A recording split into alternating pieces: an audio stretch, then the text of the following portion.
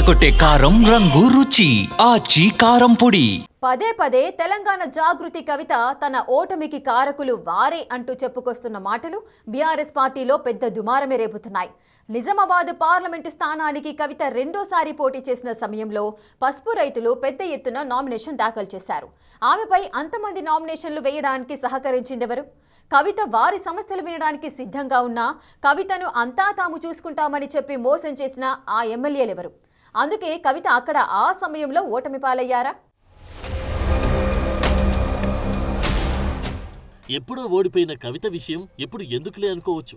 కానీ కవిత ఎత్తుకున్న జనం బాటలో ఆమె ఓటమికి కారణాలు చెప్పుకొస్తూ కొందరిని టార్గెట్ చేస్తున్నారు. సరిగ్గా 2019 పార్లమెంట్ ఎన్నికల్లో కవిత రెండోసారి టీఆర్ఎస్ అభ్యర్థిగా నిజామాబాద్ పార్లమెంట్ కోసం పోటీ చేసినప్పుడు ఉద్యమం రాజుకుంది. పసుపు రైతుల ఆందోళన సమయంలో వారితో సమావేశం ఏర్పాటు చేసిన కవిత వారికి మద్దతుగా నిలుస్తూ హామీ ఇవ్వడానికి సిద్ధమయ్యారట. అయితే ఆ సమయంలో పసుపు రైతులకు కవితపై వ్యతిరేకత పెరిగేలా పార్లమెంట్ సెగ్మెంట్ పరిధిలోని ఎమ్మెల్యేలు కుట్రలు చేశారనేది ఇప్పటికీ జరుగుతున్న చర్చ.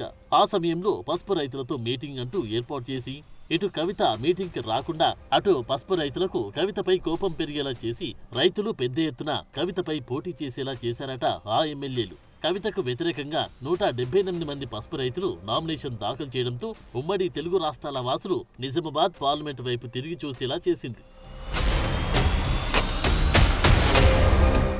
కేసీఆర్ కుమార్తెపై పసుపు రైతులు ఆగ్రహంతో పార్లమెంటు అభ్యర్థులుగా నామినేషన్లు వేయడంపై అప్పట్లో పెద్ద ఎత్తున చర్చ జరిగింది. కవిత ఓటమి చెందాలని కుట్రలు పన్నిన అప్పటి ఆ ఇద్దరు ఎమ్మెల్యేలు కవితపై నామినేషన్లు వేసిన వారికి నామినేటెడ్ పదవులు, సర్పంచులుగా స్థానిక సంస్థల ఎన్నికల్లో టికెట్లు కూడా ఇచ్చి ప్రోత్సహించారని కవిత బహిరంగంగానే చెప్తూ ఆగ్రహం వ్యక్తం చేస్తున్నారు. అప్పట్లో పసుపు రైతులకు 90,000 ఓట్లు వచ్చాయి. అవి ముమ్మాటికి కవితకు రావాల్సిన ఓట్లే అంటున్నారు. అవే కనుక చీలకుండా ఉంటే గనుక కవిత గెలిచేవారన్న ప్రచారం ఉంది. సొంత పార్టీ వారి కుట్రల వల్లే బీజేపీ అభ్యర్థి ధర్మపురి అరవింద్ గెలుపు సాధ్యమైందని చాలాసార్లు చెప్పుకొచ్చారు కవిత.